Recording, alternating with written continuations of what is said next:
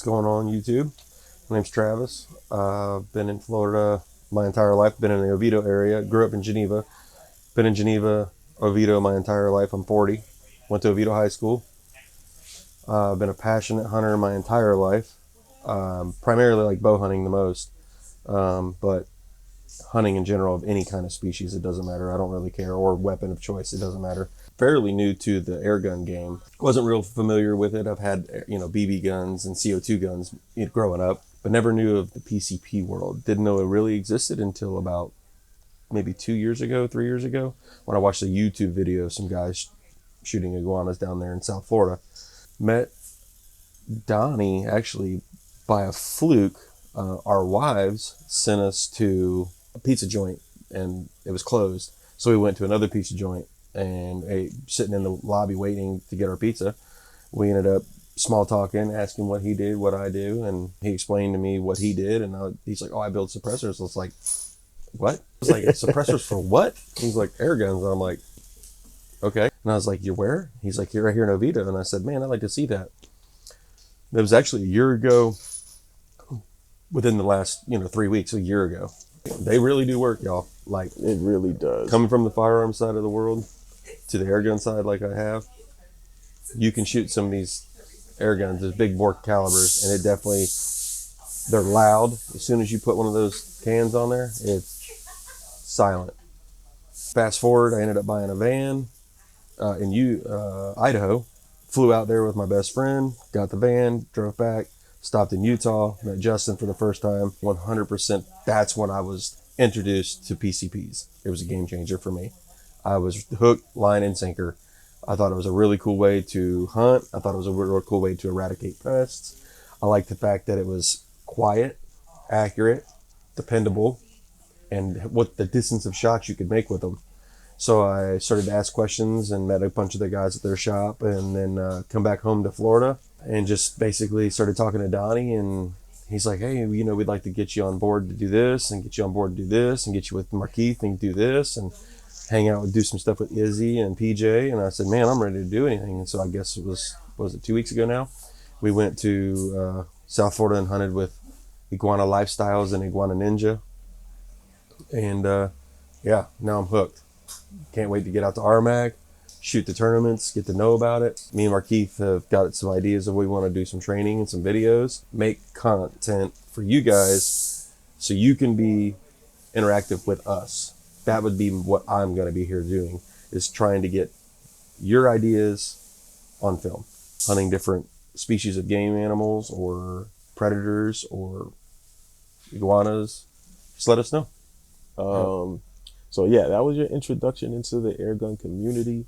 I guess my next question would really be, what do you think so far? I know it's new to you, but what's your favorite part about the airgun community so far? Probably my favorite part about it is being that I'm new to it, learning about it.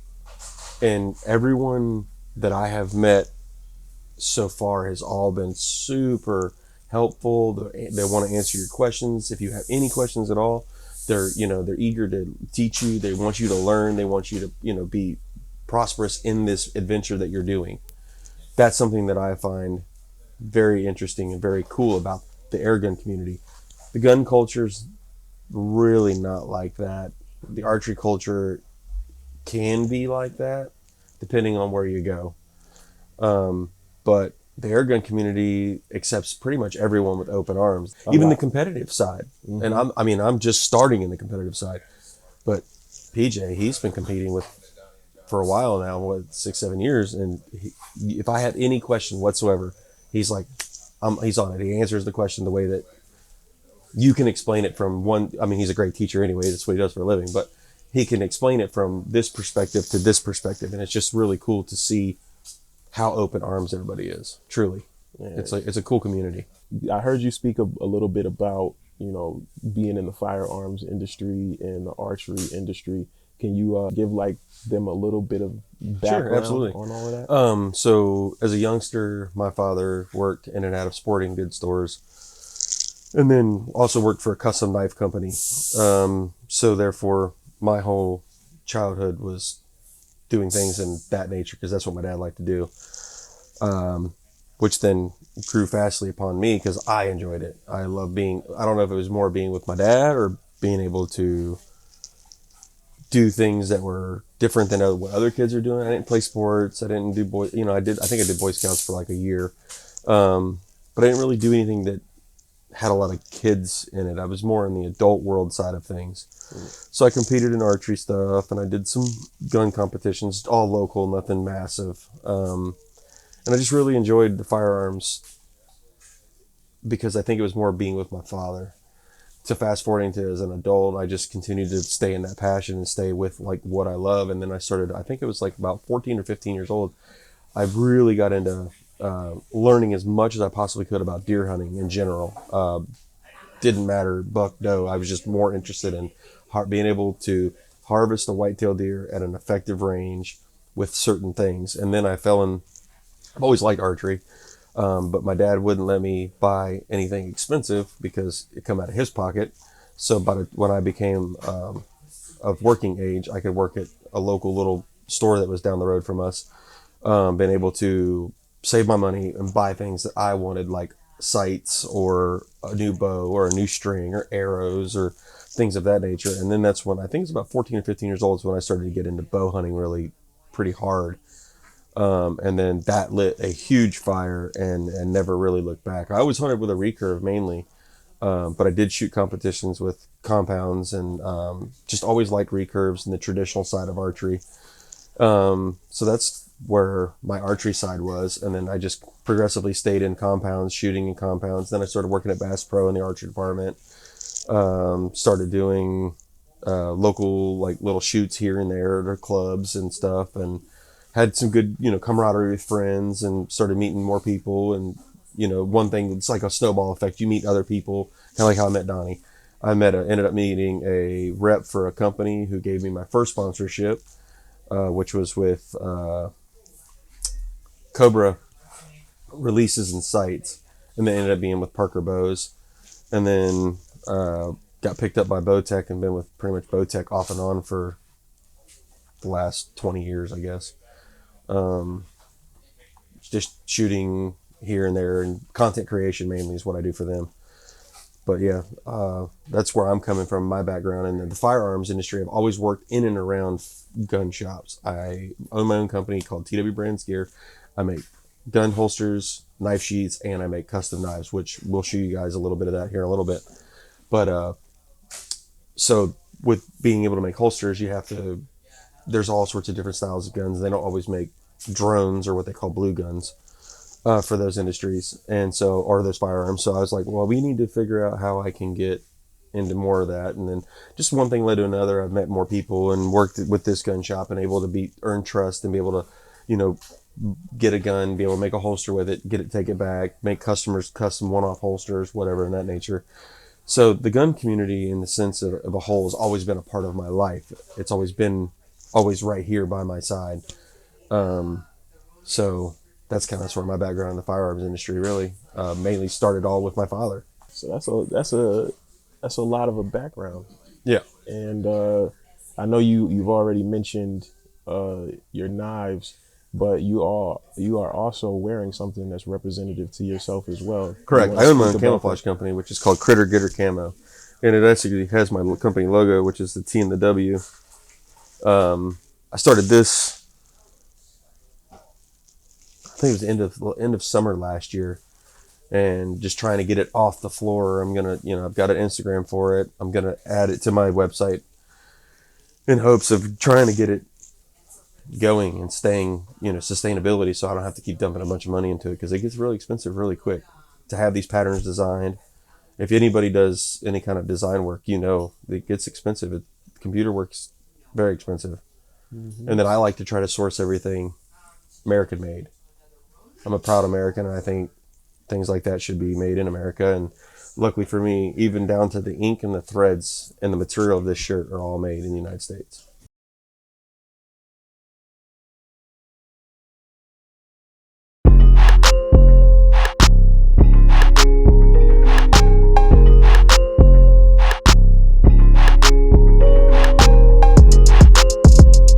All right, so here we are, we're in my shop. This is the little I call my grind room. It's a little just Rubbermaid shed, but this is where all my grinders, my drill press, my vacuum, and all that is. So I have a bunch of different styles of knives. What I do is it comes in sheets. It comes in sheet form, like that. And then what I do is I make templates that look like this. And then I'll trace them out, cut them out, and then they'll look like this when I get done cutting them out. And then now we're going to show you basically what it looks like as a finished product.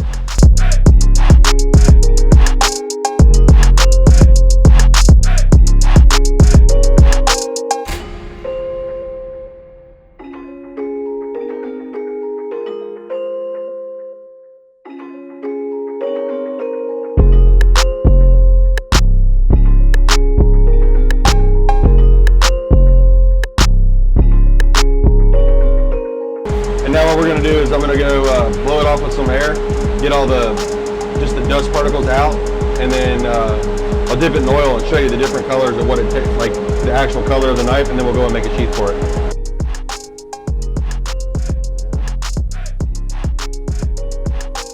All right, typically what you would do then is you would get your material, cut it out. I just turn this oven on. It takes about 10 minutes for it to get hot. I already have pre-cut pieces of material because I already kind of know. So stick that in there and close it. And this is a press. So what's going to happen is the knife's going to go inside this. So the knife will go here like this. We'll wrap it in the material, set this on top, and set that on there. Well, force it down, it doesn't just set. Certain temperature, you pull it out. It's quite warm. You take it, put the knife in where you want it, you fold it over, grab this,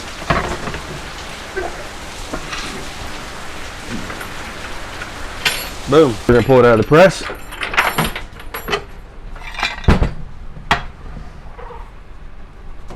And that's how it comes out. So I have a step down bit is what I use to drill most of my holes. So then I just find where I want to put it. Drill my hole. And I've done this enough, I don't know the depth that I'm doing it, I just know by look.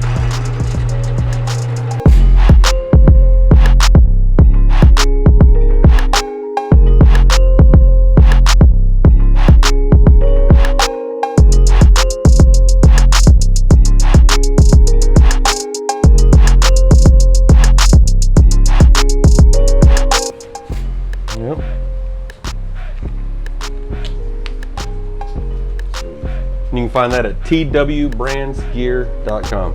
If you don't like this one, I've got a bunch. There's a couple of them up there you can see. Here, I'll hand them down to you so you can see them. You have that style. You have this style, which this isn't on the website, only in this configuration. I make beads. And then youth knives. These are trainers for kids. They're not sharp. You can't hurt yourself with them at all. They're not sharp at all. Don't have nothing on them to hurt the kid. But it teaches a kid knife etiquette. Right. Start them young. That's the whole trick, right? Yeah.